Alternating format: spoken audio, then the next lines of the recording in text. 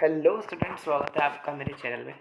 आज हम class 10th का chapter number 1 chemical reaction and equation पढ़ने वाले हैं। आई होप आप सबका क्लास 9th का रिजल्ट आ गया होगा और बहुत अच्छे मार्क्स से आप लोग पास हो गए हो।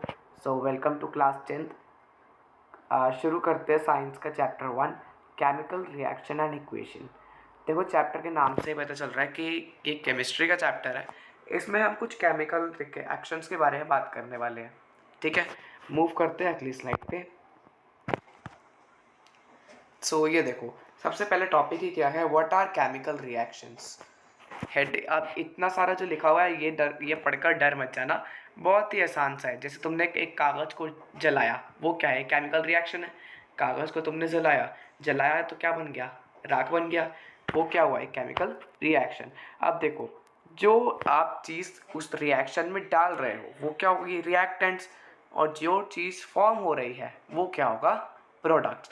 जैसे कागज़ था, आपने उसको हीट करा, हीट करके क्या बन गया, एक ऐश बन गई। इसी तरह ये क्या हो गया, केमिकल रिएक्शंस। अब थोड़ी सी एनसीईआरटी की रीडिंग लगा लेते हैं। Chemical reactions are the process in which new substance are formed with the new properties. यही चीज़ मैंने आपको बताई। मतलब केमिकल रिएक्शन क्या होता है, जिसमें नए सब्सटेंस फॉर्म होते हैं नई प्रॉपर्टी के साथ। Chemical reaction involve chemical changes. अब इसके अंदर केमिकल चेंजेस होते हैं। फॉर एग्जांपल आप देखो, एक पेपर था, उसको हीट करके ऐश में बन गया, इसमें चेंज हुआ। तो ये कौन सा चेंज है, केमिकल चेंज है। A rearrangement of atoms take place when the reacting substances to form new substance having entirely different properties. Chemical reaction involve breaking of old chemical bond which exists between the atom of reacting substance and then making of a new chemical bond. अब देखो, इतना सारा लिखने का सिर्फ एक छोटा सा ही मतलब है। मतलब आपने किस दो चीज़ों को रिएक्शन करवाई, ठीक है, या फिर किसी भी एक चीज़ को हीट करा तो आपको एक नया प्रोडक्ट मिला। अब इसमें क्या हुआ, नए एक नया एटम्स का बॉन्ड बना, बस एक यही लिखा हुआ है और कोई मुश्किल बात तो है नहीं। अब आ जाते हैं मेन पॉइंट पे। The reaction in which the substance sorry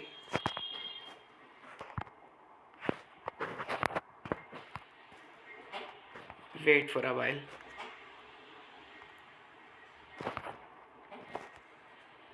Yeah. So the substance which take part in chemical reaction are called reactants, and the new substances produced at the result of chemical reaction are called products. देखो, सबसे easy language में लिखा हुआ है। मतलब आपने chemical reaction कराई, ठीक है। मान लो आपने नींबू पानी बना लिया, ठीक है। क्या करा, वाटर लिया और लेमन लिया, तो वाटर और लेमन क्या हो जाएंगे, रिएक्टेंट्स होंगे। अब जब आप उन दोनों को मिक्स करोगे, मिक्स करने के बाद हमारा क्या बन जाएगा, प्रोडक्ट्स। सो इसको अभी से लर्न कर लो। The substance which take part in chemical reaction, मतलब जो केमिकल रिएक्शन के अंदर पार्ट लेते हैं उसे हम क्या कहते हैं, रिएक्टेंट। और जो सब्सटेंस फॉर्म हो जाते हैं रिएक्टेंट के पार्ट, एक नया जो सब्सटेंस फॉर्म होता है जब जो 2 और मोर रिएक्टेंट्स रिएक्ट करते हैं, उसे क्या कहते हैं, प्रोडक्ट। क्लियर, चलो let's move to next slide. Yeah, example of chemical reaction plus PYQ. So भाइयों, PYQ मतलब होता है previous year question. Previous year question मतलब पिछली बार मतलब पुराने बोर्ड के एग्जाम्स हुए हैं उसमें ये क्वेश्चन आ रखा है, ठीक है। Example of chemical reaction. अब आपके डेली लाइफ में बहुत सारे एग्जाम्पल आपके पास होंगे, लेकिन एक एग्जाम्पल जो हमें पढ़ना इंपॉर्टेंट है क्योंकि ये ऑलरेडी एग्जाम्स में आ रखा है। वेन क्या, तो स्टार्ट करते हैं। When a magnesium ribbon is heated it Burns in air without dazzling white flame. Important line है, to form a white powder called magnesium oxide. Actually, on heating, magnesium combines with oxygen present in air to form magnesium oxide. अब इतना सारा paragraph पढ़ के कुछ बच्चे हो गए होंगे कंफ्यूज। अब देखो मैं समझाता हूँ। एक मैग्नीशियम है, मैग्नीशियम रिबन को हमें जब उसे बर्न करना होता है तो हम ना उसे सैंड पेपर से रब करते हैं। अब क्वेश्चन ये आता है कि अब उसे सैंड पेपर से रब क्यों करते हैं। फॉर एग्जांपल आप आयरन ले लो। आयरन को आप बहुत टाइम तक जब बाहर छोड़ देते हो तो एयर के साथ रिएक्ट कर जाता है। एयर के साथ रिएक्ट करने के बाद एयर के अंदर क्या प्रेजेंट होता है, ऑक्सीजन। तो क्या बन जाता है, आयरन ऑक्साइड। मतलब उसके ऊपर एक ऑक्सीजन की लेयर आ जाती है। ऐसे ही मैग्नीशियम है, मैग्नीशियम को अगर हम बाहर एयर में ऐसे ही छोड़ देंगे, उसके ऊपर अब ऑक्सीजन की एक लेयर आ जाएगी। तो इसमें रिएक्टेंट्स क्या हुए, मैग्नीशियम प्लस ऑक्सीजन, इन दोनों को रिएक्ट करा दिया तो क्या बन गया, magnesium oxide. I hope clear होगा ये। अब देखो नेक्स्ट पैराग्राफ पढ़ते हैं। The burning of magnesium in air to form magnesium oxide is a example of chemical reaction. मतलब ये जो है ये केमिकल रिएक्शन का एग्जाम्पल है। In this chemical reaction there are two reactants, magnesium and oxygen. वही बात जो मैंने आपको बताई थी कि इस केमिकल रिएक्शन में दो रिएक्टेंट्स है, क्या कौन कौन, एक मैग्नीशियम और एक ऑक्सीजन। चलो अब एक चीज़ और बता देता हूँ कि जो रिएक्टेंट्स होंगे वो हमेशा केमिकल रिक्वेशन के लेफ्ट साइड में होंगे और जो प्रोडक्ट्स होंगे वो हमेशा राइट साइड में होंगे। आई hope it is clear. So the properties of product magnesium oxide are entirely different from those of reactant magnesium and oxygen. सो एक बार इसको इजीली सम अप कर देते हैं। जैसे मैग्नीशियम है, मैग्नीशियम के ऊपर किसकी लेयर आ जाती है, ऑक्सीजन की, तो क्या बन जाता है, मैग्नीशियम ऑक्साइड। अब जब उसको हमें हीट करना होता है तो हमें उसको रब करना पड़ता है सैंड पेपर से। सैंड पेपर से क्यों, ताकि वो ऑक्सीजन की लेयर रिमूव हो जाए। जब वो ऑक्सीजन की लेयर रिमूव हो जाएगी तभी तो वो एयर में बर्न हो पाएगा with a dazzling white flame. I hope it is clear to you. So, अब आ गया हमारा PYQ। पढ़ लेते हैं अब इस क्वेश्चन को। Why we should rub magnesium with sandpaper before burning in air। अब इसका आंसर मैं आपको प्रीवियस स्लाइड में दे चुका हूँ कि हमें मैग्नीशियम को एयर में बर्न करने से पहले सैंड पेपर से रब क्यों करना होता है, क्योंकि अगेन वही बात, मैग्नीशियम के ऊपर ऑक्सीजन की लेयर आ जाती है। मैग्नीशियम ऑक्सीजन के साथ रिएक्ट करता है, क्या फॉर्म कर लेता है, मैग्नीशियम ऑक्साइड। सो अब आपको आंसर तो इस तरह लिखना होगा, साथ में एक इक्वेशन भी आएगी। So before burning in air the magnesium ribbon is cleaned by rubbing with a sandpaper. This is done to remove the protective layer of magnesium oxide. Protective layer मतलब मैग्नीशियम ऑक्साइड एक ऐसी layer है जो उसको burn होने से protect करती है। तो इस लेयर को रिमूव करेंगे तो मैग्नीशियम इजिली बर्न हो पाएगा। I hope it is clear. So अब आ जाते हैं कैरेक्टरिस्टिक्स ऑफ केमिकल रिएक्शन। अब देखो आपने पढ़ लिया कि केमिकल रिएक्शन क्या होती है, केमिकल रिएक्शन में रिएक्टेंट क्या होते हैं, प्रोडक्ट क्या होते हैं, केमिकल रिएक्शन होती कैसी है, ठीक है।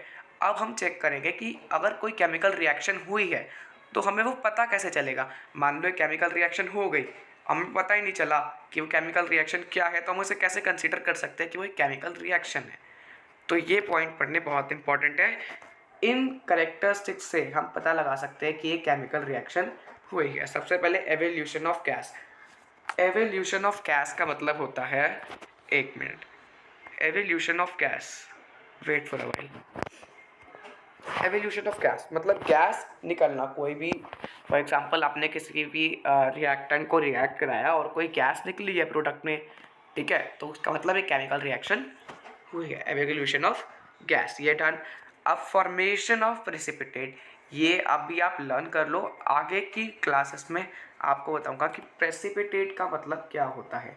वैसे प्रेसिपिटेट का मतलब होता है एक इनसॉल्युबल लिक्विड, मतलब जो वाटर में डिसॉल्व नहीं होता। Change in colour, change in colour तो ये बहुत इजी है, मतलब आपने कोई भी दो चीज़ें रिएक्ट करवाई और जब रिएक्शन हुआ तो प्रोडक्ट का कलर चेंज हो गया, उस समय क्या पता चल गया कि ये केमिकल रिएक्शन है। चेंज इन टेम्परेचर मतलब जब आपने एक बीकर में 2 और मोर रिएक्टेंट्स डाले तो उसका टेम्परेचर एकदम से हाई हो गया या फिर लो हो गया।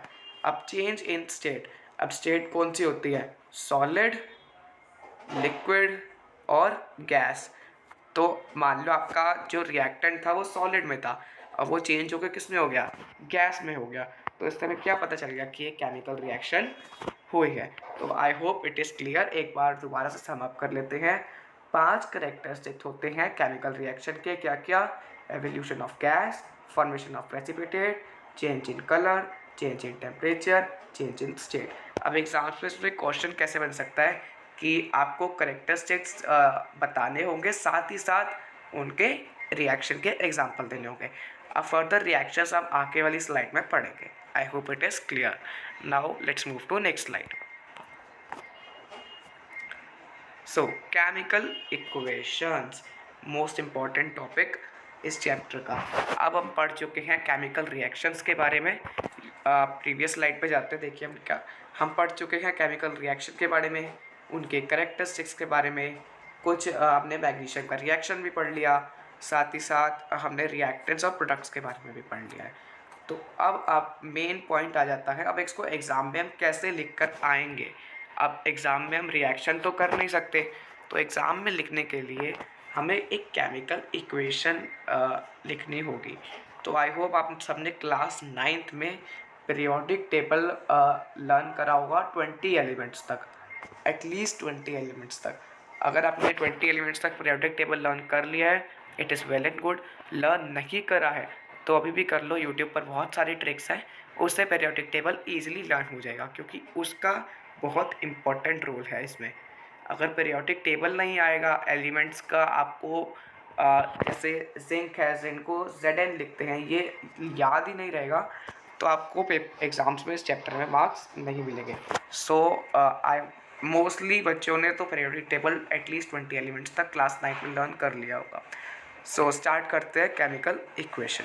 The method of representing chemical reaction with the help of symbol and formula is known as chemical equation. For example, आपने एक रिएक्शन करी, अब रिएक्शन को आपको लिखना भी तो होगा, तो उस मेथड को, जिस मेथड को आप यूज़ कर रहे हो केमिकल रिएक्शन को लिखने के लिए, उस मेथड को हम क्या कहते हैं, केमिकल इक्वेशंस।